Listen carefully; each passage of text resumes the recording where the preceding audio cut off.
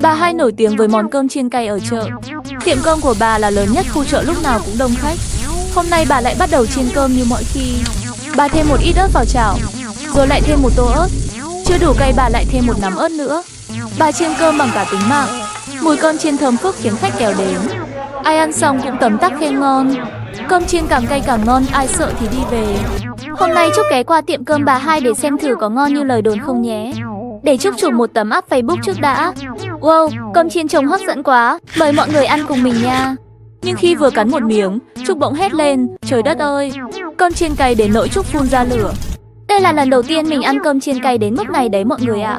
Dù rất cay nhưng Trúc quyết không để lãng phí thức ăn.